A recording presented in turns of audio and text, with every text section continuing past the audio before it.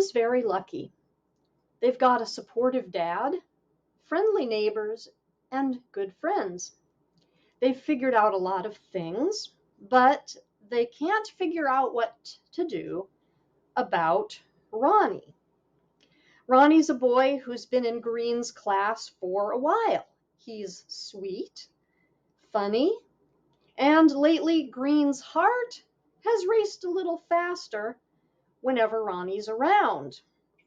Green is pretty sure about their own feelings, but when it comes to how Ronnie feels, they have absolutely no idea.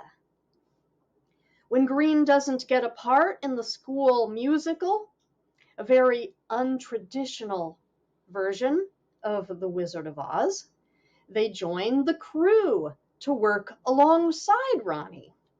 Is this a good idea? Green's about to find out. My preview today is From Green by Alex Gino. Green's life was pretty great, especially for a kid in middle school. They were queer and non-binary and had lots of queer and trans friends. Pretty much everyone used their name and pronouns, and they felt mostly comfortable with their body the way it was.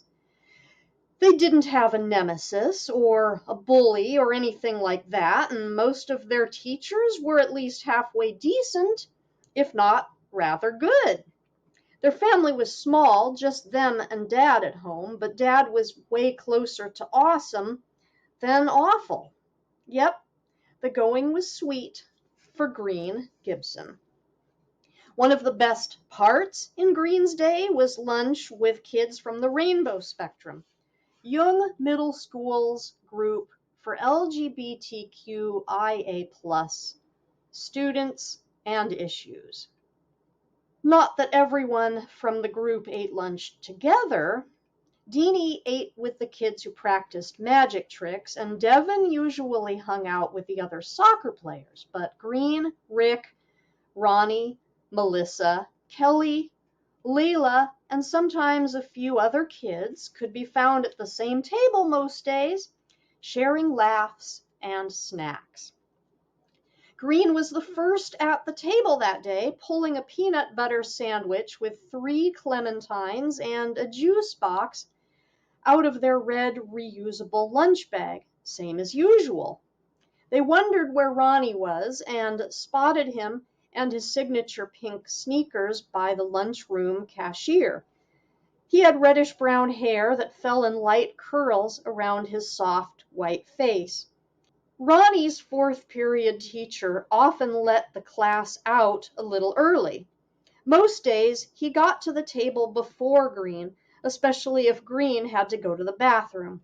Green used the gender-neutral one in the nurse's office, which was out of the way, but it was a private stall that never had a line.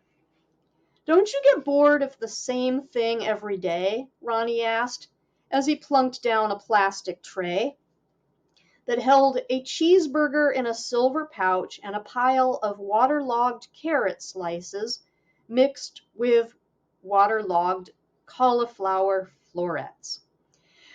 "I'd rather be bored by my lunch than frightened by it," Green said. Ronnie put a white napkin over his still-wrapped burger and held it as if it were hovering in the air. "Woo, I am a scary burger ghost." Green pointed down at the veggies. "I was referring to those. I wonder what they did to deserve that punishment." "It looks personal. I bet they knew the cook's big secret. Or they had some secret the cooks were trying to get out of them."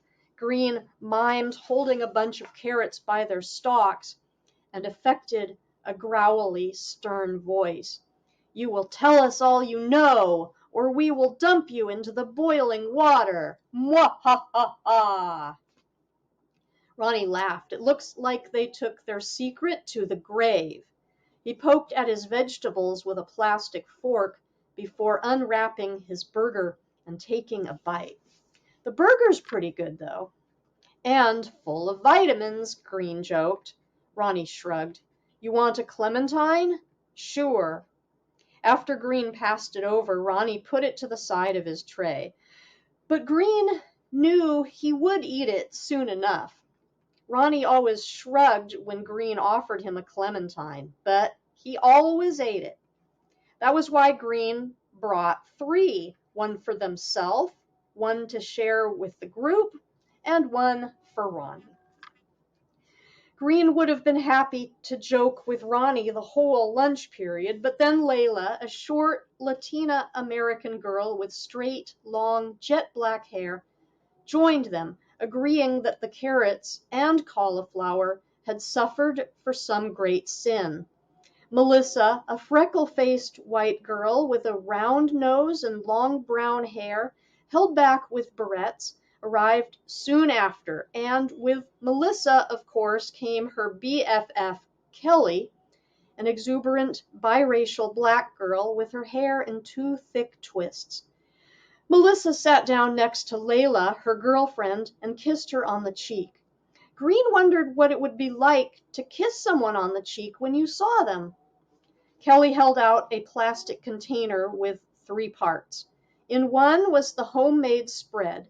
Sliced pita strips filled a second, and a pile of neatly stacked carrot sticks rounded out the meal. Layla passed, but Ronnie and Green each took a carrot stick and dipped it lightly into the garlicky mixture. Melissa, who had tasted Kelly's dad's hummus before, grabbed a big scoop with a pita slice. Not bad, said Green. And these carrots must have been saints, exclaimed Ronnie. Green and Ronnie laughed, but the rest of the table, even Layla, who had been there for the end of the carrot consequences conversation, looked at them oddly. They high-fived, and Green could feel Ronnie's warm, soft palm against their own. Ha snit in va!